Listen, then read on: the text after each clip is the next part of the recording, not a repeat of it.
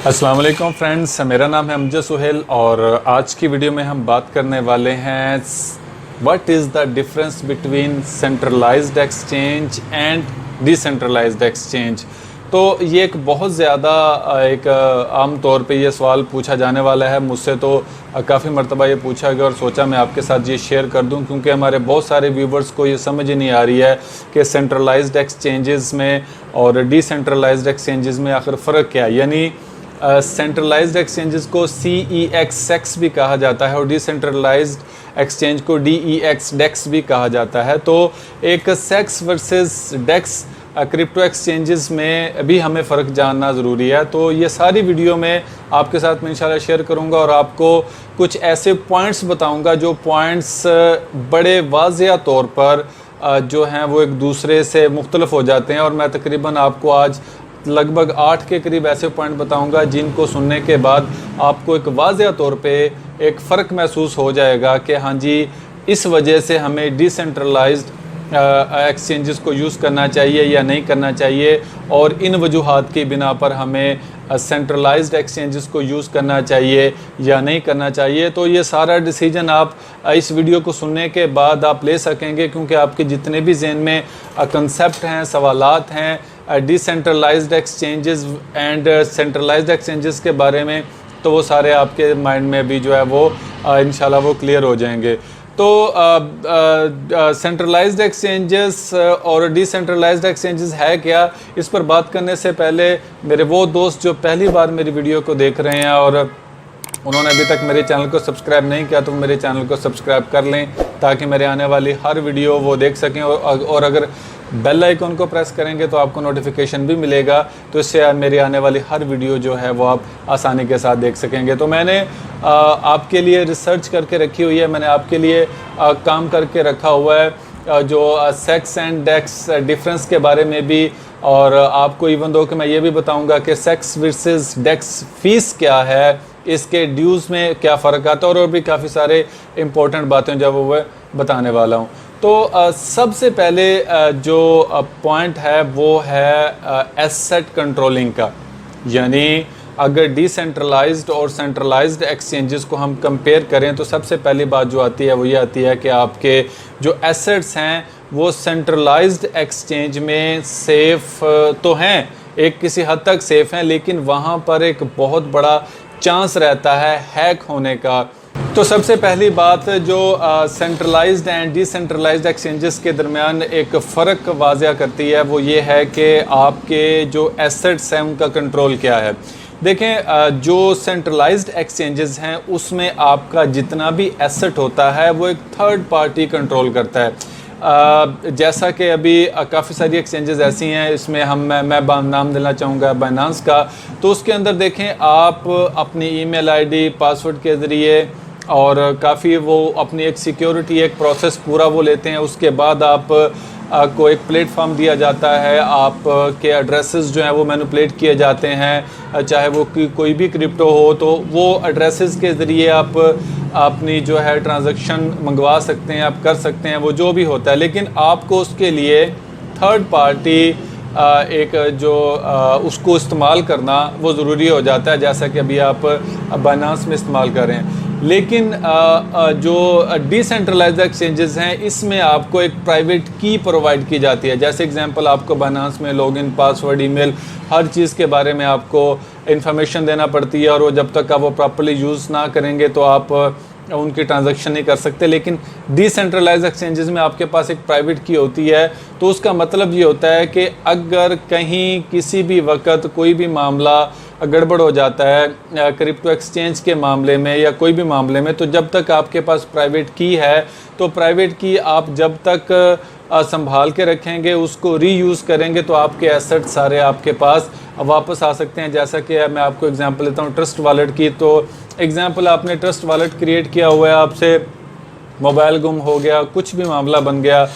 तो आपकी एक्सेस नहीं रही वो उस एप्लीकेशन तक जो आपके मोबाइल में इंस्टॉल थी, तो आप नया मोबाइल ख़रीद कर उसमें नया ट्रस्ट वॉलेट का सॉफ्टवेयर इंस्टॉल करके जब आप प्राइवेट की उसके अंदर अपने डालेंगे तो आपके जितने भी एसेट होंगे वो वापस आ जाएंगे। तो जो मेन चीज़ जो आ जाती है सेंट्रलाइज्ड एंड डिसेंट्रलाइज्ड एक्सचेंजेस में वो ये है कि जो आपके एसेट होते हैं वो डिसेंट्रलाइज्ड में आपके अपनी मलकियत में होते हैं, आपके अपने हैंड में होते हैं, जबकि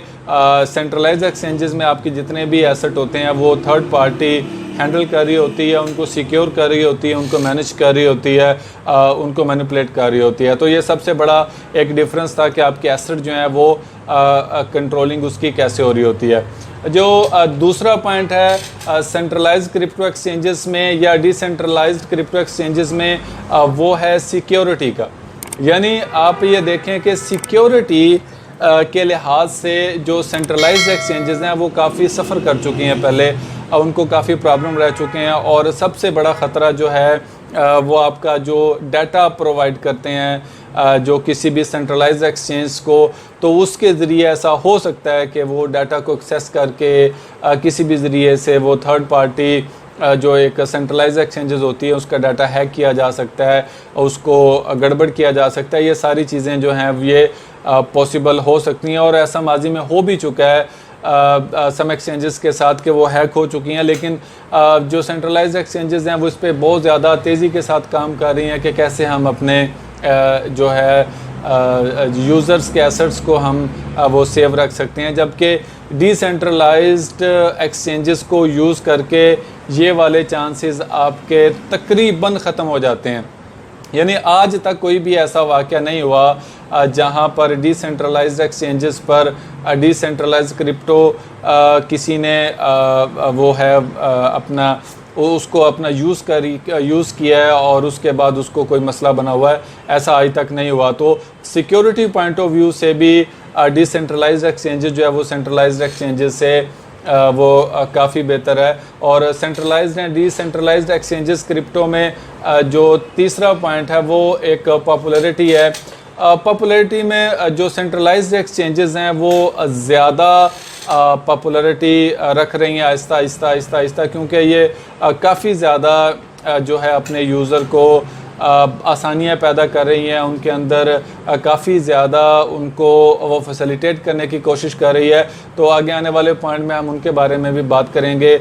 कि डिसेंट्रलाइज की निस्बत जो सेंट्रलाइज्ड एक्सचेंजेस हैं वो क्यों इतना ज़्यादा वो पॉपुलर हैं। और इनकी बात करेंगे, आगे है फ़ीस की बात करेंगे कि सेक्स वर्सेस डेक्स फ़ीस या centralised exchanges versus decentralised exchanges fees क्या है, इसमें क्या फ़र्क है। जो सेंट्रलाइज्ड एक्सचेंजेस है उनमें आपको एक फ़ी जो है किसी भी ट्रांजैक्शन की वो आपको पे करनी पड़ती है उनकी टर्म एंड कंडीशन के मुताबिक। तो ये एक ऐसी चीज़ है जो कि सेंट्रलाइज्ड एक्सचेंजेस जो हैं वो ओपनली यूज़ करती हैं और वो आपको उनके वो चार्जेस वो पे करने ही पड़ते हैं, जबकि जो डिसेंट्रलाइज्ड एक्सचेंज होती है उसके अंदर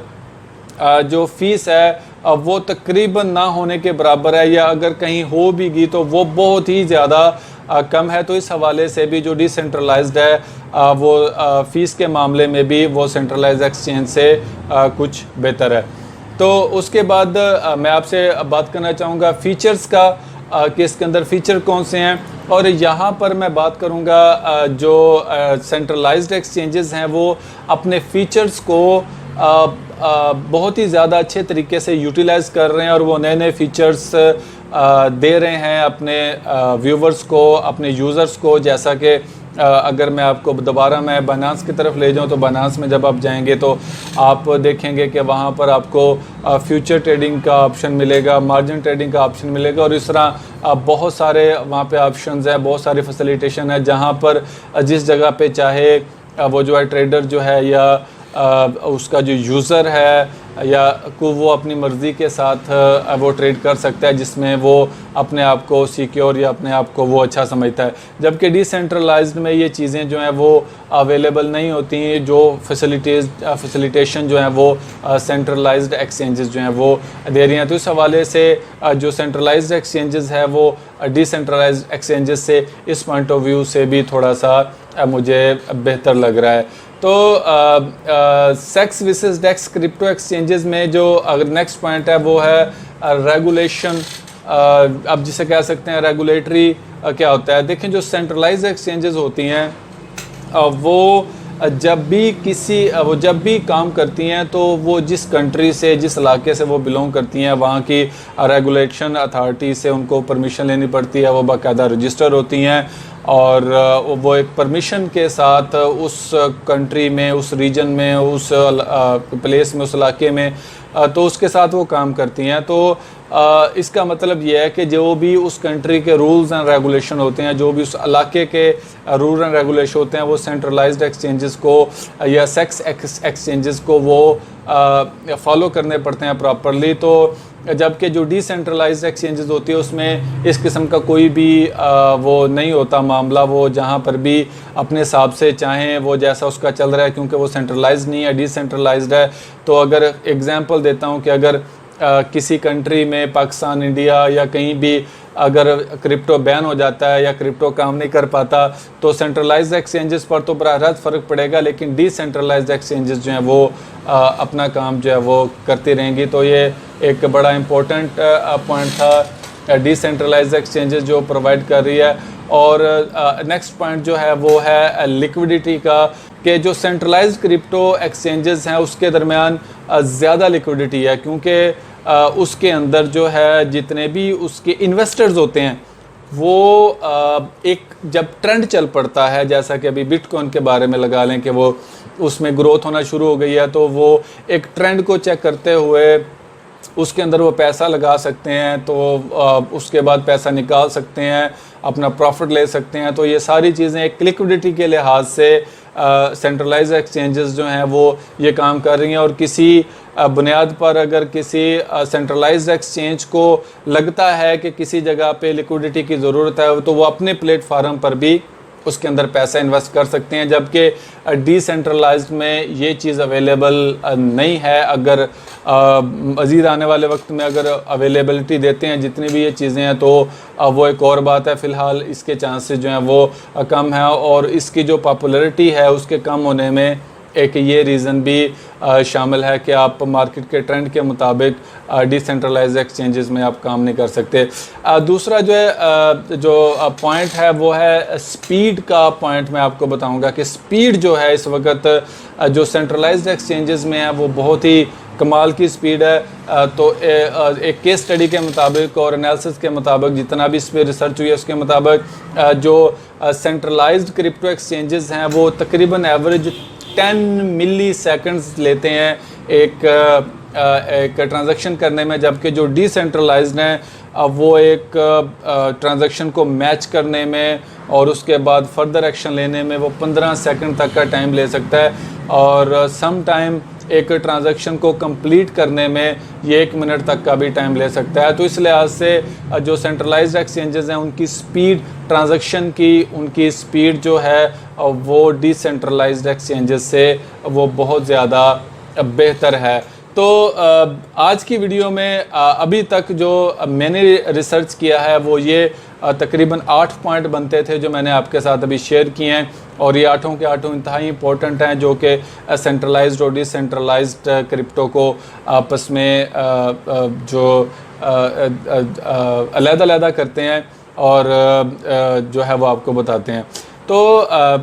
आज की वीडियो में मैंने आपके साथ ये शेयर किया कि व्हाट इज़ सेंट्रलाइज्ड एक्सचेंज और या व्हाट इज़ डिसेंट्रलाइज्ड एक्सचेंज, और साथ ही मैंने आपको ये भी बड़े तफसील के साथ मैंने बयान कर दिया कि what is decentralised and centralised exchanges, या आप यूँ भी कह सकते हैं कि what is difference between centralised exchanges and decentralised exchanges. तो जितना भी डिफरेंस था वो मैंने आपके साथ वो शेयर किया, और अगर आपके ख्याल में अगर और भी कोई चीज़ इससे जुड़ी है तो आप वो मुझे कमेंट में कर सकते हैं, मुझसे पूछ सकते हैं। मैं कोशिश करूँगा कि आपके क्वेश्चन को मैं जो है वो क्लियर करूँ। और अगर आप मेरा जो है जितना भी देखेंगे इस पे जितनी मैंने रिसर्च किया है तो उस लिहाज से मेरा ख्याल है कि वीडियो को एक लाइक देना तो बनता है, और वीडियो को शेयर करना मत भूलिए। हो सकता है कि आपकी एक शेयरिंग की वजह से कुछ कंसेप्ट जो हैं वो दूसरों के क्लियर हो जाएं। तो अगली वीडियो तक के लिए मुझे इजाज़त दीजिए। अल्लाह हाफिज़।